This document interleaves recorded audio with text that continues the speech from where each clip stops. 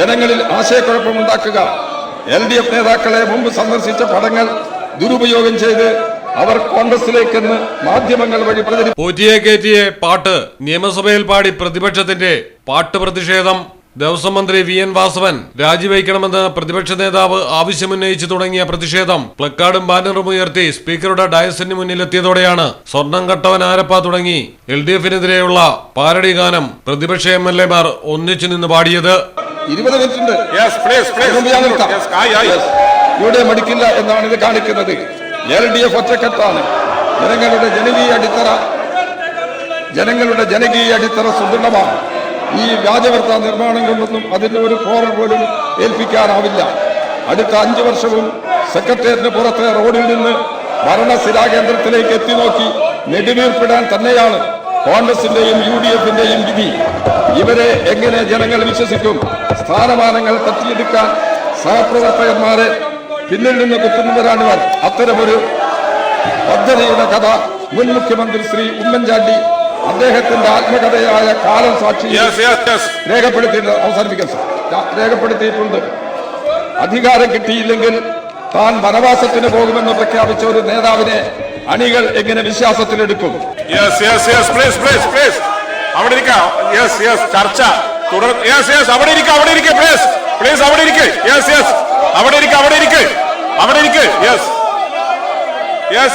ബഹുമാനപ്പെട്ട മുഖ്യമന്ത്രി മുഖ്യമന്ത്രി LOP ഒന്ന് ഇവരെ അങ്ങോട്ട്.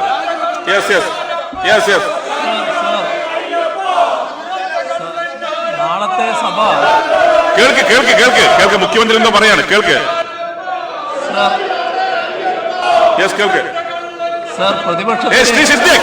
CM സംസാരിക്കുന്നത് കേൾക്ക്. സർ, പ്രതിപക്ഷത്തിന് സഭ നടത്താതിരിക്കലാണ് ആവശ്യം എന്നാണ് തോന്നുന്നത്. എന്തോ പ്രത്യേക ആവശ്യം അവർക്കുണ്ടെന്ന് തോന്നുന്നു. അപ്പോൾ നാളെ ഒഴിവാക്കി തിങ്കളാഴ്ച ചേരുന്നതായിരിക്കും നല്ലത്. ബഹുമാനപ്പെട്ട CM തിങ്കളാഴ്ച, ബഹുമാനപ്പെട്ട CM ചൊവ്വാഴ്ച ഒന്ന് ബാറ്റ് ക്ലാരിഫൈ ചെയ്യണം. ചൊവ്വാഴ്ച ചേരുന്നതായിരിക്കും നല്ലത്. അടിയന്തര നന്ദി പ്രമേയത്തിനുമുള്ള ചർച്ച ഇനി ചൊവ്വാഴ്ച തുടരുന്നതാണ്. ഓർഡർ സഭ 2026 ഇന്ന് സഭ ഇപ്പോൾ പിരിയുന്നതും 2026 ജനുവരി 27-ാം തീയതി വീണ്ടും ചേരുന്നതുമാണ്.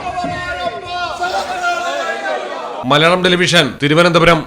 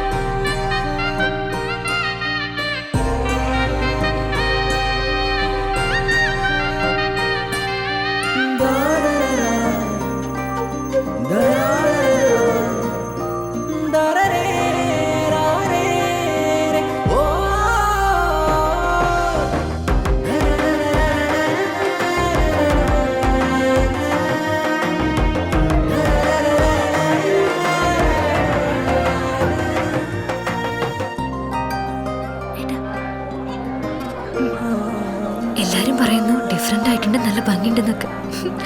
നല്ലതല്ലേ? ഞാനല്ല, സ്വർണം. Safa Gold and Diamonds, different by design.